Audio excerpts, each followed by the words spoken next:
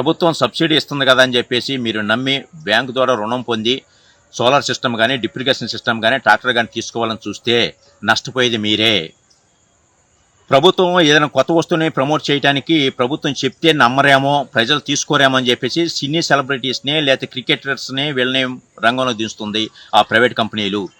మరి అట్లాగే ట్రూజన్ అనే కంపెనీకి మహేష్ బాబు గారు ప్రమోట్ చేస్తున్నారు. మరి ఆయన బ్రాండ్ అంబాసిడర్గా ఉన్నారో లేకపోతే ఆ కంపెనీకి పార్ట్నర్గా ఉన్నారో వ్యక్తిగత విషయాలు అయితే నాకు తెలియదు. సబ్సిడీ కనుక పూర్తిగా బ్యాంకుకి జమ కాకపోతే ఆ నష్టం ఎవరైతే వస్తువు తీసుకుంటున్నారో సోలార్ సిస్టమ్ కానీ లేకపోతే డిప్రికేషన్ సిస్టమ్ కానీ వారి మీద పడుతుంది. సబ్సిడీ లేటుగా చెల్లిస్తే వడ్డీ మాత్రం కట్టాలి. సబ్సిడీ అసలు చెల్లించకపోతే వడ్డీ ప్లస్ సబ్సిడీ కూడా మీరే కట్టాల్సిందే. అట్లాగే సర్వీస్ ఇస్తామని చెప్పి ఏ కంపెనీ కూడా మనకి హామీ ఇవ్వదు.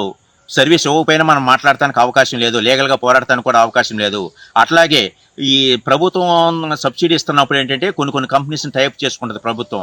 ఆ కంపెనీల ద్వారానే మనకి సోలార్ సిస్టమ్ కానీ లేకపోతే ఈ డిప్రికేషన్ సిస్టమ్ కానీ తీసుకోవాలి.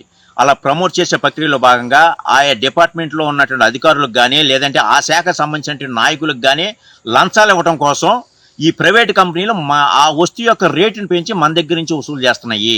ఇది కూడా మనకు బడ్డీనే. నేను అన్ని ఆధారాలు ఉన్నాయి, లీగల్గా పోరాడాను. 100% ఆపరేషన్ సక్సెస్, పేషెంట్ డెడ్ అనేది జడ్జిమెంట్ వచ్చింది నాకు.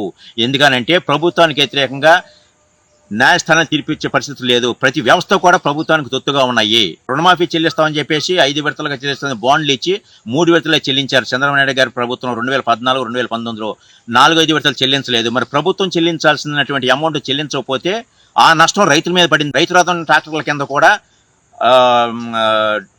ట్రాక్టర్ డీలర్సే ₹1,00,000 రేటు పెంచి ఆ నష్టాన్ని రైతుల మీద వేశారు. 1,00,000 సబ్సిడీ వస్తుందని చెప్పారు, ₹1,00,000 రేటు అది పెంచేసి ఓవరాల్గా సబ్సిడీ అమౌంట్ లబ్ధి పొందింది అంటే 25,000. మీరు మహేష్ బాబు మాటలు నమ్మి ఆయనకి తెలియనటువంటి ఈ వాస్తవాల ద్వారా కనుక మీరు కానీ ముందుకెళ్తే మోసపోవాల్సిందే. ఈ వాస్తవాలు మహేష్ బాబు గారిని కలిసి నేను చెప్పాలని ప్రయత్నం చేశాను. ఆ విశ్వ అనేటువంటి మరి ఆయన ప్రమోటర్ ఎవరో నేనేదో బ్లాక్మెయిల్ చేస్తానట్టుగా, నేను బ్లాక్మెయిల్ చేయటం కాదు. నేను మా ఫాదరు గత కొన్నేళ్లుగా లీగల్గా పోరాడుతున్నాము. మాకు జరిగిన న్యాయం రెండో వారికి జరగకూడదని ఒక అవేర్నెస్ చేసే ప్రయత్నం తప్పించి ఇది ఒకటే కాదు. ప్రోడక్ట్ని అమ్మటం వల్ల బాగుపడేది ఎవరంటే అటు కంపెనీలు బాగుపడతాయి, నాయకులు బాగుపడతారు, ఆయా సంబంధించిన అధికారులు బాగుపడతారు, ఈ ప్రమోట్ చేసినటువంటి ఫిల్మ్ యాక్టర్స్ దాని పార్ట్నర్స్ బాగుపడతారు తప్పించి సబ్సిడీ ఇస్తుంది కదా అని బ్యాంకు ద్వారా కనుక లోన్ తీసుకున్నట్టే తీసుకున్న ప్రతి వ్యక్తి కూడా ఎంతో కొంత నష్టపోవాల్సిందే. మీకేమైనా డౌట్ ఉంటే పబ్లిక్ డొమైన్లో నేను చర్చకి సిద్ధంగా ఉన్నాను. నా పేరు అనగాని రాంప్రసాద్. నా ఫోన్ నెంబర్ 9848283494.